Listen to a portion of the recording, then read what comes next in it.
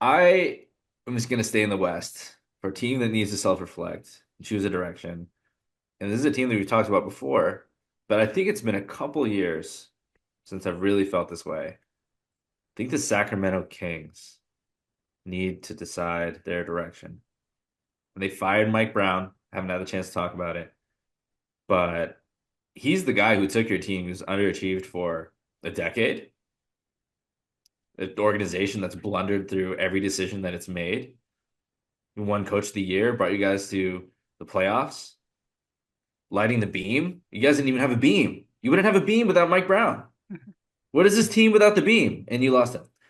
And I'm not going to play Monday morning quarterback about DeMar DeRozan because for one, I understood it that maybe there wasn't like really any other moves, but you kind of made your bed there. You made a bad move. I think it's time to accept it. And it's also time to accept that maybe if you are firing Mike Brown, is this the end of the Sabonis Fox experiment? Is this the end of, you know, the current construct of this team? Are you going to keep pushing on with this squad? Maybe you just have to, but you're going to end in mediocrity again. I think that the unfortunate reality is Mike Brown is a fantastic head coach, and he took the current construct of this team to its apex, and I don't think it's getting any better than that. And this is probably what this team is. The fact that they were a average defense for the personnel that they have, no disrespect to Sabonis, no disrespect to Keegan Murray, who's a fine defender, but it's supposed to be like their ball stopper. Their only real defender is Keon Ellis / De'Aaron Fox at times. And this is the team that they thought was going to take them to the Western Conference Finals. I think they need a big reality check.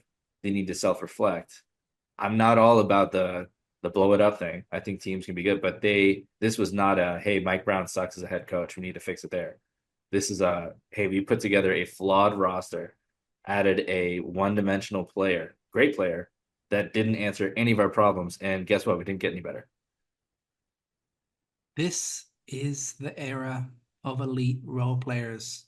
You do not need 3 stars.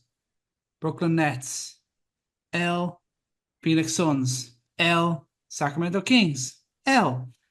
They went star chasing when I'm not going to say they didn't need to, because maybe that just elite role player that they could have got there, it wasn't really there for them. So they just thought, okay, we'll get a guy who's just super reliable, great asset, good guy to have in the locker room, good offensive player. So I get why they did it, but you don't need 3 stars in the NBA today. You need 2 stars and elite role players.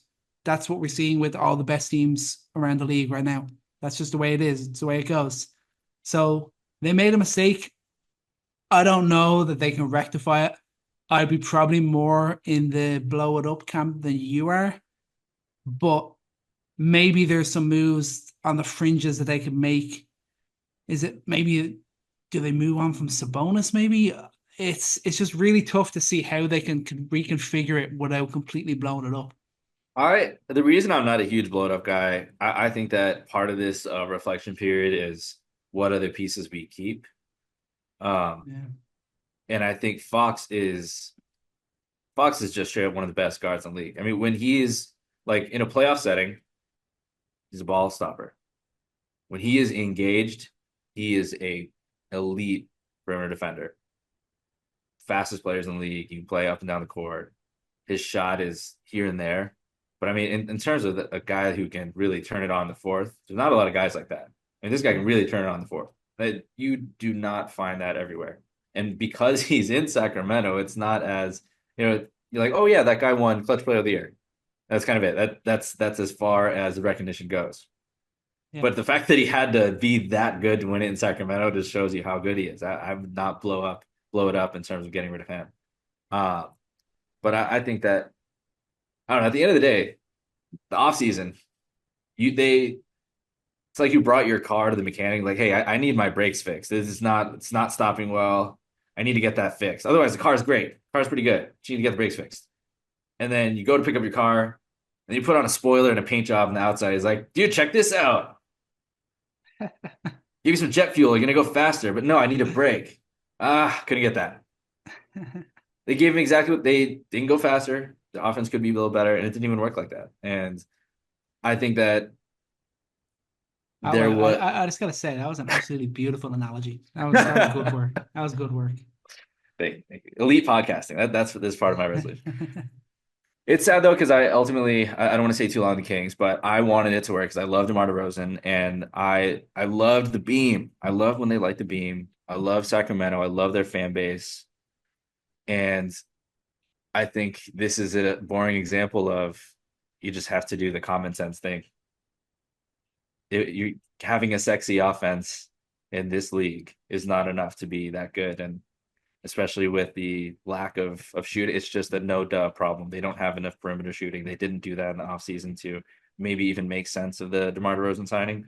But at the end of the day, we're here again. We're going to be talking about the Kings again, probably in the offseason, as much as we've done in years past. And it won't be a fun conversation.